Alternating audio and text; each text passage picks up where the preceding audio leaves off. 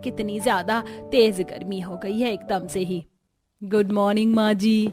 Good morning. माँ जी, मैंने शौर्य और राघव जी दोनों के लिए टिफिन बना दिए हैं। अब आप कहो तो सभी का नाश्ता भी बना दूं क्या? हाँ बना दे, पूछती क्यों है। और हाँ सुन, गर्मी ज्यादा हो रही है तो आज चाय की जगह जूस बना देना। मेरे लिए बिना शुगर के जूस बनाना। वो क्या है ना कि मैं नो शुगर डाइट पर हूँ। अरे बहू, क्या होती है ये डाइट वाइट? बिल्कुल भी डाइटिंग वगैरह मत करना।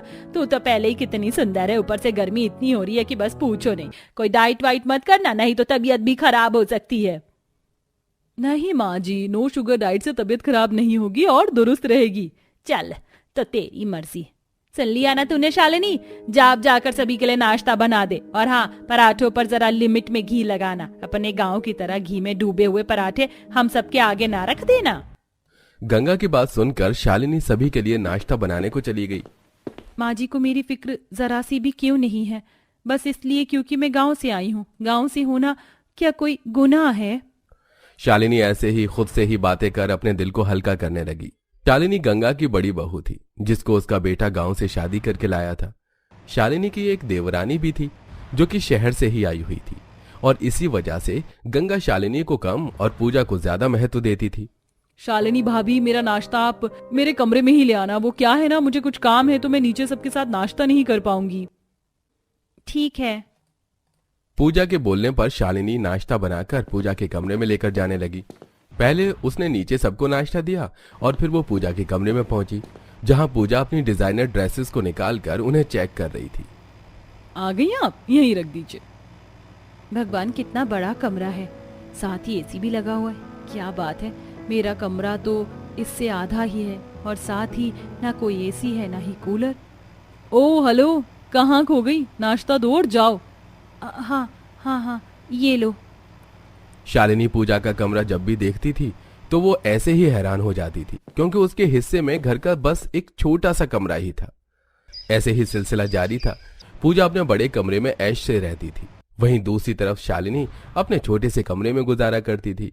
शालिनी को सिलाई करने का शौक था। वो अपने खाली वक्त में सिलाई किया करती थी और आज भी वो कुछ सिल ही रही थी।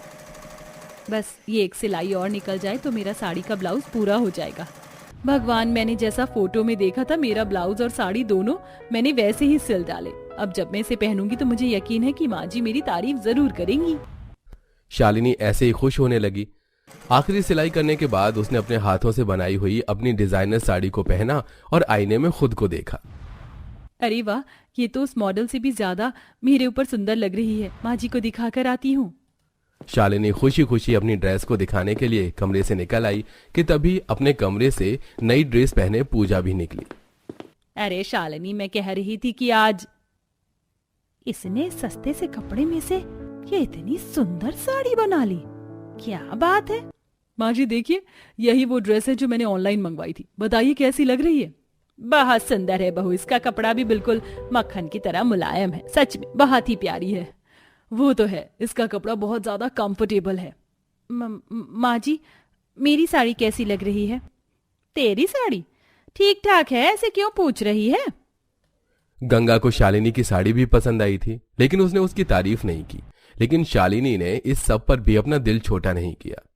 ऐसे ही आज के दिन गंगा की दोनों बहुएं उसके साथ बाजार आई हुई थी, जहां माँ जी देखो ना, कितना सुंदर सुंदर कपड़ा बिक रहा है। चलिए यही खरीद लेते हैं। गर्मी भी है तो इसमें से डेली के 2-4 ठंडे ठंडे से सूट बन जाएंगे। मैं आपके लिए बना दूंगी। तो सिलेगी? कपड़ा पैसे का आता है, बिगाड़ मत देना। मेरे ऊपर यकीन रखिए माँ जी, मैं आपका कपड़ा खराब नहीं करूंगी। शालिनी ने ऐसे बोलकर बात को खत्म कर दिया। तीनों सास बहू कच्चे कपड़े की दुकान में चली गईं, जहां वाह, कितने अच्छे अच्छे प्रिंट हैं। इस वाले में से तो अनारकली अच्छी लगेगी और ये वाला मैं माँ जी का सूट बनाने को ले लेती हूँ। पूजा बहू, तू भी अपने लिए कुछ ले ले। सस्ते सस्ते से कपड़े हैं, गर्मी के सूट बना लेना। माँ जी आप तो जानती है कि मुझे ऐसे सस्ते सस्ते कपड़े खरीदना जरा भी पसंद नहीं है, और ऊपर से ये मेरी क्लास से भी मैच नहीं करता। मैं तो किसी अच्छे शोरूम या फिर ऑनलाइन ही कोई अच्छी सी ड्रेस देखकर खरीदूंगी। पूजा की बात सुनकर गंगा बस चुप सी रह गई। 300 से 400 तक के कपड़े खरीदने के बाद गंगा शालिनी को कपड़े की दुकान से ले आई, जिसके बाद वो तीनों एक शोरूम में गईं। एक्सीलेंट, ये है ना मेरे टेस्ट की ड्रेस। माँ जी मुझे ये ड्रेस चाहिए। कितने की है? ओनली 4,000 की है माँ जी, दिलवा दीजिए ना। गंगा अपनी शहरी बहू को मना नहीं कर पाई, जिसकी वजह से उसने उसे 4,000 रुपए की ड्रेस भी दिलवा दी। घर आते ही शालिनी ने अपना खरीदा हुआ कच्चा कपड़ा काटकर सिलना शुरू कर दिया, तो वहीं दूसरी तरफ पूजा ने अपनी ड्रेस को लाकर कबर्ड में डाल दिया। 1-2 दिन बाद शालिनी ने सारे कपड़ों को सिल दिया, जिसके बाद उसके हाथों का सिला हुआ सूट पहनकर गंगा बोली, वैसे ठीक लग रहा है सूट तो। कपड़ा अच्छा हो तो सादा सूट सिलने में है ही क्या, यूं ही सिल जाता है। वैसे ये सूट बस कपड़े की वजह से ही अच्छा लग रहा है। सही कहा माँ जी, सिर्फ फैब्रिक से ही इसमें कुछ जान सी है। सही बोल रही है। अरे हाँ, वो मैं तुम दोनों को कुछ दिखाने आई थी। ये कार्ड हमारे मोहल्ले के सबसे अमीर सिंघानिया परिवार से आया है। बहुओं, वो लोग एक बहुत बड़ी पार्टी अरेंज कर रहे हैं, जिसमें तुम जानती हो बहुत अमीर अमीर लोग भी आने वाले हैं। मेरा तो कार्ड देखते ही मन बन गया था कि भाई मैं तो अपनी बहू को लेकर जाऊंगी। तुम दोनों तैयारी कर लेना, 2 दिन बाद चलेंगे। और हाँ, कपड़े वगैरह जितने ज्यादा अच्छे हो सके उतने अच्छे पहनना। गंगा की बात सुनकर दोनों बहुएं अपने लिए कपड़ों के बारे में सोचने लगी। एक तरफ पूजा थी, जो कि मोबाइल पर ऑनलाइन कपड़े सर्च करने लगी। कौन सा ड्रेस लूं? मैं चाहती हूँ कि पार्टी की सारी स्पॉटलाइट मेरे ही ऊपर हो, लेकिन मेरी मर्जी का कुछ मिल भी नहीं रहा है। ये 50,000 वाली ड्रेस भी कुछ खास नहीं लग रही है, अब क्या करूं? एक तरफ पूजा थी, जो महंगे महंगे ऑनलाइन कपड़े देख रही थी, तो वहीं दूसरी तरफ भले ही पार्टी अमीरों की है, लेकिन हम थोड़ी ही अमीर हैं। मैं तो अपने हिसाब से काम करूंगी। मेरे पास जो बेकार साड़ियां पड़ी हुई हैं, चलो उनसे कुछ बनाती हूँ। शालिनी अपनी इमेजिनेशन से ही अपनी ड्रेस बनाने को सोचने लगी। शालिनी ने अपनी ड्रेस बनाने के लिए घर में सारे बेकार बेकार से कपड़ों को इकट्ठा कर लिया। उसने अपनी सभी साड़ियां भी निकाल ली और अब इनमें से मैं एक फूला हुआ गाउन बनाऊंगी, जिस पर मैं अपने बगीचे के फूलों से सजावट करूंगी। लेकिन सारा सामान घर में नहीं है, मुझे थोड़ी सी नेट और थोड़े से मोती चाहिए। शालिनी ने हिसाब लगाकर कम से कम खर्चे में अपनी ड्रेस को बनाना चाहा। उसने बाहर से बस थोड़ी सी नेट और थोड़ी मोती वगैरह खरीद लिए, जिसके बाद साड़ियों वगैरह को मिलाकर वो अपने घर में ही अपना गाउन सिलने लगी। बहुओं, पार्टी कल ही है, तुमने अपने पहनने को ड्रेसेस पसंद कर तो ली है ना? यस माँ जी, मुझे एक 70,000 की ड्रेस पसंद आई है, जो मैंने राघव जी से पूछकर बुक कर दी है। वो बॉडीकॉन ड्रेस है, जो मेरे ऊपर बहुत सुंदर लगेगी। अच्छा, और तू बता, तूने क्या सोचा है पार्टी में पहनने को? माँ जी, मैं तो घर में ही ड्रेस बना रही हूँ। वो बहुत ही बड़े और ऊंचे लोगों की पार्टी है। ड्रेस ऐसी बनाना जो मेरी नजरें शर्म से ना झुके, समझ आया? कभी पता चले अपने सिलने के चक्कर में मेरी बेइज्जती करवा दे। माँ जी, चिंता मत कीजिए, ड्रेस अच्छा ही बनेगा। शालिनी को अपने ऊपर भरोसा था। वो कामों से निपट कर अपनी ड्रेस पर काम करती थी और वो वक्त भी आ गया जब पार्टी में सभी को जाना था। पूजा ने अपनी 70,000 की ड्रेस पहनी, वहीं शालिनी ने अपने घर में बनाई हुई ड्रेस पहनी, जिस पर उसने असली फूलों और पत्तियों से सजावट भी की थी। और दोनों ही अपने अपने कमरों से निकल आईं, जहां ये ड्रेस तूने खुद बनाई है? भगवान, कोई जवाब ही नहीं है इसका तो। कितनी सुंदर लग रही है। आपको अच्छी लगी माँ जी? चलिए अब पार्टी में चलते हैं। शालिनी की ड्रेस देखकर पूजा भी हैरान रह गई, तो वहीं गंगा काफी खुश थी। ऐसे ही पार्टी के जाते ही सभी की नजरें बस शालिनी की ड्रेस पर ही जम गई। अरे वाह, कितनी अच्छी ड्रेस है। कौन है ये? ये ड्रेस तो लाखों रुपए की आई होगी।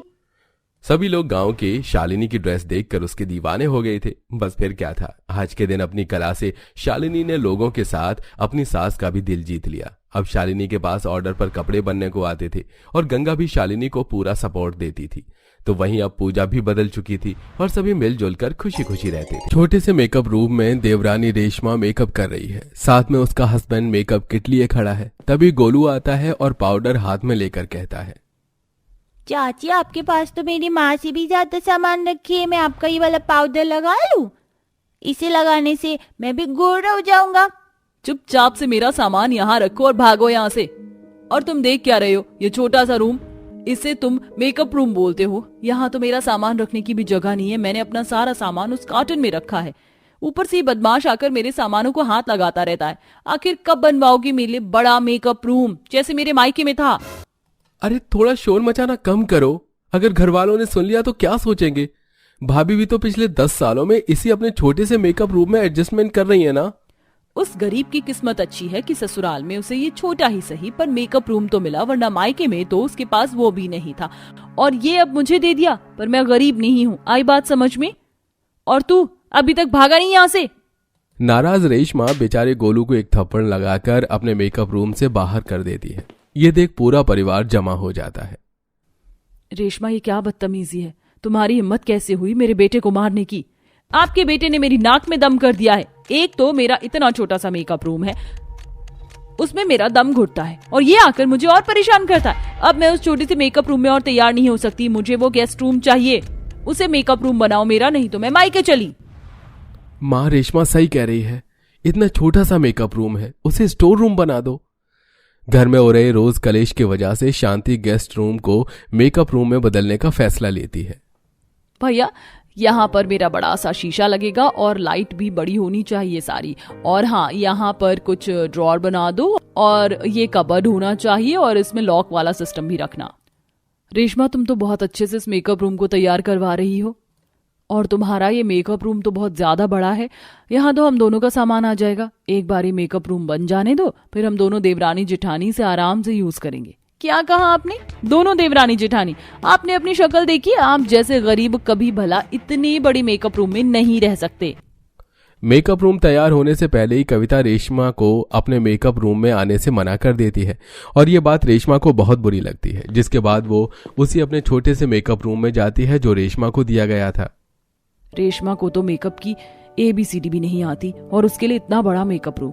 और यहाँ मैं 10 सालों से माँ जी से सिर्फ अपने मेकअप रूम में कुछ ड्रॉर बनवाने के लिए कह रही हूँ, पर माँ जी ने मेरी एक नहीं सुनी, और ये देवरानी के आते ही इसे दे दिया। और जब उसके लिए बड़ा मेकअप रूम बन रहा है तो मुझे ये दोबारा दे दिया, पर ये बहुत छोटा है। इस वजह से मुझे आज अपना आधे से ज्यादा मेकअप का सामान, मशीन अपने कमरे में और नंद जी के कमरे में रखना पड़ा है। कविता अपना छोटा सा शीशा, कुछ ड्रॉर और नॉर्मल चेयर देखकर परेशान होती है। कुछ ही दिनों में रेशमा का मेकअप रूम बनकर तैयार हो जाता है, और अब वो तैयार होने के लिए अपने मेकअप रूम से बाहर से मेकअप आर्टिस्ट को बुलाकर तैयार होती है। ऐसे ही एक दिन, अरे आ गई आप? कब से मैं आपके आने का इंतजार कर रही थी। आइए, बहुत बड़ा मेकअप रूम है मेरा। आज मेरा फेशियल और नेल एक्सटेंशन कर दीजिए। रेशमा, ये काम तो मुझे भी आता है, क्यों फिजूल के पैसे खर्च कर रही हो? माना कि तुम अमीर हो और कुछ पैसे बचाना भी तो सीखो। रहने दीजिए जेठानी जी, बहुत अच्छे से जानती हूँ मैं आपको। आप मेरे बड़े से मेकअप रूम में आने का बस मौका ढूंढती हैं। रेशमा की ऐसी बातें सुनकर कविता अपने कमरे में जाती है, जहां पूजा आती है और अपनी भाभी से बोलती है। भाभी, जब से रेशमा भाभी का बड़ा मेकअप रूम बना है, वो तो अपने मेकअप रूम में ही बैठी रहती है। मुझे फेशियल करवाना था, आप मेरा फेशियल कर दो ना, पिछली बार की तरह मत करना। पूजा, एक बार मेरा मेकअप रूम देखा है? ये कितना छोटा है, सही से 2 इंसान खड़े भी नहीं हो पाते, और शीशा भी इतना छोटा है, लाइट भी नहीं लगी है। ऊपर से फेशियल करने के लिए जब मैं चेयर घुमाती हूँ तो मुझे चोट लग जाती है। एक काम करो, मैं तुम्हारे कमरे में ही तुम्हारा फेशियल कर देती हूँ। यहाँ से ज्यादा रोशनी तो तुम्हारे कमरे में है। अब कविता अपनी नंद को फेशियल उसके कमरे में जाकर करती है। इसी तरह कुछ दिन बीत जाते हैं, और एक दिन शांति के कुछ मेहमान आते हैं, और घर में कमरा न होने की वजह से शांति रेशमा से कहती है, बहू, तेरे कहने पर मैंने गेस्ट रूम को तेरा बड़ा मेकअप रूम बना दिया। अब तू बता, मैं अपने मेहमानों को कहाँ रखूं? माफ करना माँ जी, उस वक्त मैंने कहा होगा, पर आप खुद सोचिए ना, अगर मैं अपना कमरा आपके मेहमानों को दे दूंगी तो क्या मैं अपने मेकअप रूम में सोने के लिए जाऊंगी? तो भाभी, आपका मेकअप रूम बहुत बड़ा है, हम वहीं 2 गद्दे लगवा देते हैं। अरे, तुम्हारा दिमाग खराब हो गया है क्या? जानते भी हो मेरे मेकअप रूम में हेयर स्पा की machine, hair dryer, straightener, nail art machine और भी पता नहीं कितनी महंगे महंगे प्रोडक्ट रखे। अगर भगवान ना करे उन गंवार मेहमानों से कुछ टूट जाए या खो जाए तो इसका हर्जाना कौन भरेगा? रहने दीजिए माँ जी, रेशमा अपने आगे किसी की नहीं चलने देगी। पैसे का गुरूर जो है इसको। आप मेहमानों को मेरे कमरे में भेज दीजिए। एक रात की तो बस बात है, मैं गोलू को लेकर नंद जी के कमरे में चली जाऊंगी। वैसे भी विवेक जी काम के सिलसिले में कुछ दिनों के लिए बाहर गए हुए हैं। उस दिन भी कविता अपनी सास की परेशानियों को समझती है। इसी तरह कुछ दिन और बीत जाते हैं, और एक दिन मेकअप रूम खुला देख गोलू रेशमा के बड़े मेकअप रूम में चला जाता है और मेकअप ब्रश लेकर दीवार पर पेंटिंग बनाने लगता है। चाची को अपना मेकअप रूम बहुत पसंद है और ये बहुत सुंदर भी है। आज इसकी दीवार पर पेंटिंग कर लेता हूँ। बदतमीज, ये क्या किया तूने? मेरा पूरा मेकअप रूम खराब कर दिया। बहुत बदमाश हो गया है तू। रुक, अभी तेरे हाथ पैर तोड़ती हूँ मैं। इतना बोलकर रेशमा गोलू को मारने लगती है। जहां कविता अपने छोटे से मेकअप रूम में किसी लड़की की आईब्रो बना रही होती है तो अपने बेटे की रोने की आवाज सुनकर वो रेशमा के मेकअप रूम में जाती है और उसके मेकअप रूम की दीवारें देखकर हैरान रह जाती है।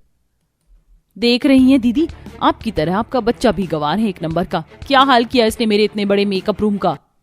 वो सब तो ठीक है रेशमा, पर तुम्हें गोलू को ऐसे नहीं मारना चाहिए था, वो अभी बच्चा है। अगर इस बच्चे को आज नहीं मारती ना तो आज उसने दीवार खराब करी है, कल को ये मेरा पूरा मेकअप रूम खराब कर देता। लाखों रुपए लगाए हैं मैंने इस मेकअप रूम में। इसकी माँ की तरह नहीं जो 10,000 में छोटा सा मेकअप रूम बनाकर बैठ गई और आज पड़ोस के लोगों का मेकअप करके दिन के 100 रुपए कमा रही हैं। बस बहुत हो गया रेशमा, मैं अपने दम पर कुछ पैसे कमा पाती हूँ, तुम्हें तो कुछ आता भी नहीं है और बाहर की आर्टिस्ट को बुलाकर अपने बड़े से मेकअप रूम में तैयार होती हो। और गोलू तू खबरदार, अगर अब से इस मेकअप रूम में तूने कदम भी रखा। मेकअप रूम को लेकर दोनों देवरानी जेठानी में तकरार हो जाती है। इसी तरह कुछ दिन बीत जाते हैं और वो दोनों एक दूसरे से बात करनी बंद कर देती हैं। ऐसे ही एक दिन, बहू रात को हमें पार्टी में जाना है तो तुम सब टाइम पर अच्छे से तैयार हो जाना। रेशमा भाभी, जब से आपका मेकअप रूम बना है आप इसी में तैयार होती हो, एक दिन मुझे भी इसमें तैयार होने दो ना। मेरा मन होगा तो करवा दूंगी तुम्हें भी तैयार, वरना तुम्हारी प्यारी बड़ी भाभी तो है और उनका छोटा सा मेकअप रूम, उसमें ही हो जाना तैयार।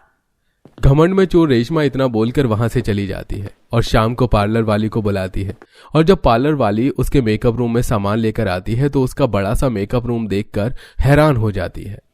हे भगवान, इसका मेकअप रूम तो मेरे पार्लर से भी बड़ा है। वहां तो वो सारी मशीन रखी है जो मेरे पार्लर में नहीं है। मैं बेकार ही अपना सामान लेकर आई, यहाँ तो काफी महंगे सामान है।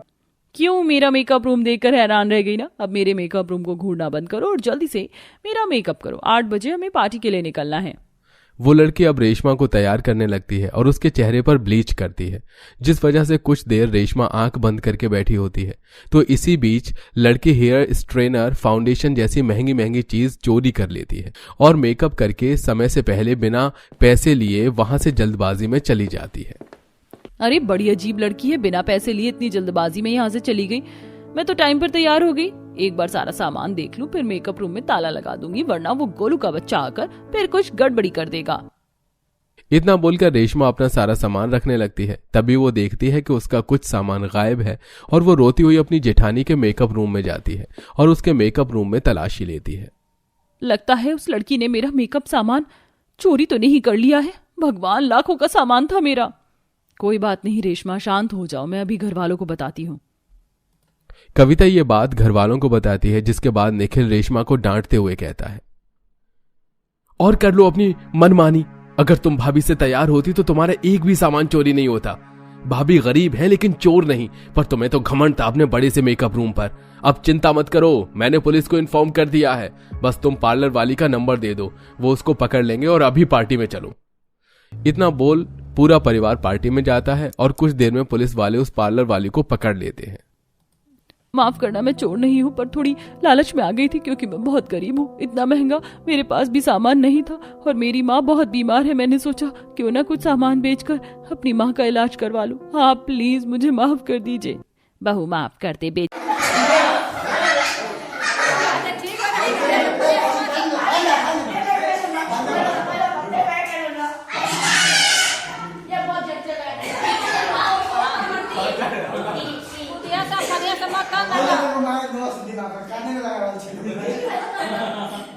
कान में लगा साबुन की तरह लगाओ तो कानवा में धो के।